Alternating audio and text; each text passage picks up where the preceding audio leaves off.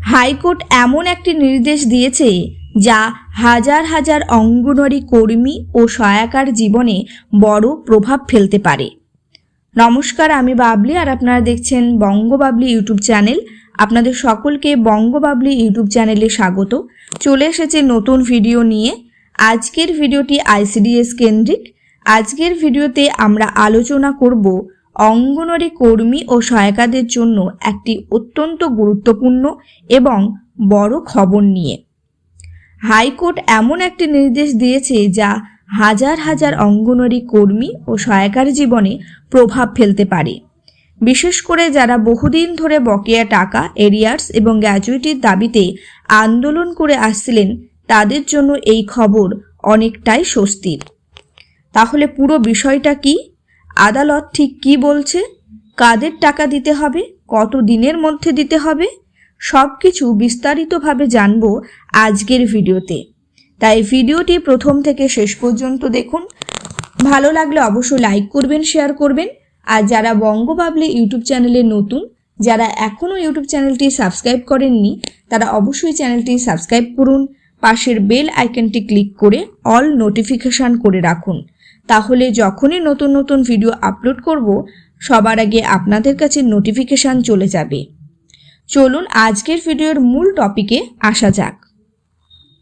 সম্প্রতি মধ্যপ্রদেশে একটি মামলার শুনানিতে হাইকোর্ট রাজ্য সরকারকে গুরুত্বপূর্ণ নির্দেশ দেয়। যদিও অন্য রাজ্যের ঘটনা, এটি মধ্যপ্রদেশের ঘটনা, কিন্তু তার প্রভাব ভবিষ্যতে পশ্চিমবঙ্গের আইসিডিএস কর্মী ও সহায়িকাদের ওপরও পড়তে পারে। অনেকেই কমেন্ট করেন যে অন্য রাজ্যের খবর জেনে কী লাভ, আমরা তো পশ্চিমবঙ্গের আইসিডিএস কর্মী সহায়িকা। কিন্তু অনেক সময় অন্য রাজ্যের আদালতের রায় বা সরকারের সিদ্ধান্ত ভবিষ্যতে আমাদের রাজ্যের মানে পশ্চিমবঙ্গে আন্দোলন, দাবি এবং আইনি লড়াইয়ের পথ দেখায়। আজ যে খবরটি সামনে এসেছে, সেখানে হাইকোর্ট অঙ্গনওয়াড়ি কর্মী ও সহায়িকাদের বকেয়া টাকা, সুদ এবং গ্র্যাচুইটি নিয়ে গুরুত্বপূর্ণ নির্দেশ দিয়েছে। তাই আজ আমরা শুধু খবরটাই বলবো না, বরং আলোচনা করব এই রায়ের সঙ্গে পশ্চিমবঙ্গের আইসিডিএস কর্মীদের কী সম্পর্ক থাকতে পারে, ভবিষ্যতে এর প্রভাব কি হতে পারে এবং কেন এই খবরটা আমাদের জানা জরুরি। তাহলে ভিডিওটি শেষ পর্যন্ত দেখুন, তাহলেই সব কিছু পরিষ্কার হয়ে যাবে। সম্প্রতি মধ্যপ্রদেশে একটি মামলার শুনানিতে হাইকোর্ট রাজ্য সরকারকে নির্দেশ, অঙ্গনওয়াড়ি কর্মী সহায়িকাদের বকেয়া টাকা আর আটকে রাখা যাবে না। আদালত স্পষ্টভাবে জানায় যে বকেয়া অর্থ রয়েছে তা 6% সুদ সহ পরিশোধ করতে হবে।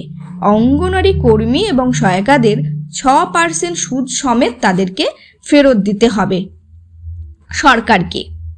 এছাড়াও আদালত বলে, যাদের প্রায় 48 মাসের এরিয়ার্স বা বকেয়া রয়েছে, সেই টাকা 120 দিনের মধ্যে দিতে হবে।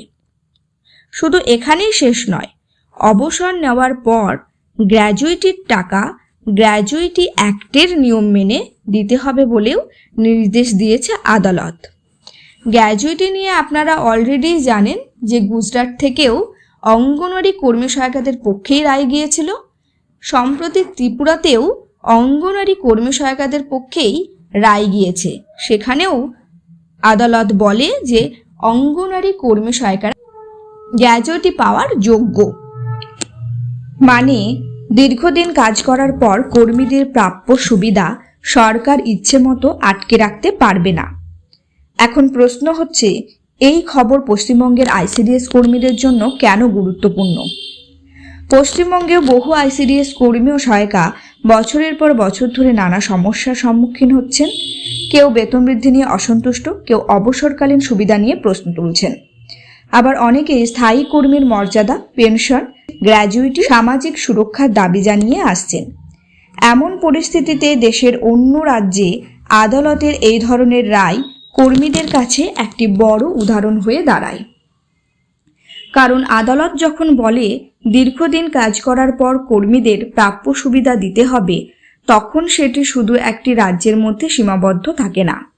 এটি সারা দেশের আইসিডিএস কর্মী সহায়িকাদের আন্দোলনে মানসিক শক্তি যোগায়। আপনারা নিশ্চয়ই জানেন, আইসিডিএস প্রকল্পের মাধ্যমে অঙ্গনওয়াড়ি কর্মী ও সহায়িকারা গ্রামের পর গ্রাম, শহরের পর শহর শিশু ও মায়েদের জন্য গুরুত্বপূর্ণ কাজ করে চলেছেন। পুষ্টি, টিকাকরণ, প্রিস্কুল শিক্ষা, স্বাস্থ্য সচেতনতা সব ক্ষেত্রেই তাদের ভূমিকা অত্যন্ত গুরুত্বপূর্ণ। কিন্তু বাস্তবে দেখা যায়, এত দায়িত্ব পালন করার পরেও অনেক অঙ্গনওয়াড়ি কর্মী সহায়িকারা নিজেদের প্রাপ্য সম্মান ও সুবিধা পান না। তাই যখন কোনো হাইকোর্ট অঙ্গনওয়াড়ি কর্মী সহায়িকাদের পক্ষে বড় রায় দেয়, তখন সেটি গোটা দেশের আইসিডিএস কর্মী সহায়িকাদের জন্যই গুরুত্বপূর্ণ হয়ে ওঠে। এখন অনেকেই জানতে চাইছেন, পশ্চিমবঙ্গেও কি ভবিষ্যতে এমন কিছু হতে পারে? দেখুন, এটি পুরোপুরি আদালত, সরকার এবং আইনি প্রক্রিয়ার উপর নির্ভর করে। কিন্তু একটা বিষয় পরিষ্কার, অন্য রাজ্যের এই ধরনের রায় ভবিষ্যতের আন্দোলন ও আইনি লড়াইয়ে উল্লেখযোগ্য ভূমিকা নিতে পারে। বিশেষ করে গ্র্যাজুইটি, এরিয়ার্স, অবসরকালীন সুবিধা এবং কর্মীদের অধিকার নিয়ে যে আলোচনা চলছে, সেখানে এই রায় নতুন করে আলোচনার কেন্দ্রবিন্দু হয়ে উঠতে পারে। আজকের দিনে সোশ্যাল মিডিয়া এবং ইউটিউবের মাধ্যমে বিভিন্ন রাজ্যের খবর খুব দ্রুত ছড়িয়ে পড়ে। এতে একটা বড় সুবিধা হলো, দেশের এক প্রান্তের কর্মীরা অন্য প্রান্তের কর্মীদের লড়াই ও সাফল্য সম্পর্কে জানতে পারেন। এতে সচেতনতা বাড়ে, মানুষ নিজের অধিকার সম্পর্কে আরও বেশি জানতে পারেন। আর সেই কারণেই আমরা শুধু পশ্চিমবঙ্গ নয়, দেশের বিভিন্ন জায়গার আইসিডিএস অঙ্গনওয়াড়ি সম্পর্কিত গুরুত্বপূর্ণ খবর আপনাদের সামনে তুলে ধরার চেষ্টা করি। কারণ আজ অন্য রাজ্যে যা হচ্ছে, আগামী দিনে সেটাই হয়তো পশ্চিমবঙ্গে বড় আলোচনার বিষয় হয়ে উঠতে পারে। আপনাদের কি মনে হয়, পশ্চিমবঙ্গের আইসিডিএস কর্মী ও সহায়িকাদেরও কি গ্র্যাজুইটি, পেনশন ও স্থায়ী কর্মীর মর্যাদা দেওয়া উচিত? অন্য রাজ্যের এই ধরনের রায় কি পশ্চিমবঙ্গের কর্মীদের আন্দোলনে প্রভাব ফেলতে পারে? আপনাদের মতামত অবশ্যই কমেন্টে জানান। ভিডিওটি গুরুত্বপূর্ণ মনে হলে লাইক করুন, শেয়ার করুন, সবাইকে জানতে সাহায্য করুন। কারণ অন্য রাজ্যের খবর না জানলে আপনারা বুঝতে পারবেন না পশ্চিমবঙ্গের অঙ্গনওয়াড়ি কর্মী সহায়িকাদের অবস্থান ঠিক কোথায়। আর যারা বঙ্গবাবলি ইউটিউব চ্যানেলে নতুন, যারা এখনও ইউটিউব চ্যানেলটি সাবস্ক্রাইব করেননি, তারা অবশ্যই চ্যানেলটি সাবস্ক্রাইব করুন। পাশের বেল আইকনটি ক্লিক করে অল নোটিফিকেশান করে রাখুন। তাহলে যখনই নতুন নতুন ভিডিও আপলোড করব, সবার আগে আপনাদের কাছে নোটিফিকেশান চলে যাবে। আপনারা কমেন্ট করে জানাতে পারেন কি কি বিষয় নিয়ে ভিডিও বানালে ভালো হয়। চেষ্টা করব সেই সব বিষয়ের ওপর ভিডিও বানানোর। আজকের ভিডিও এখানেই শেষ করলাম। সকলে ভালো থাকুন, সুস্থ থাকুন।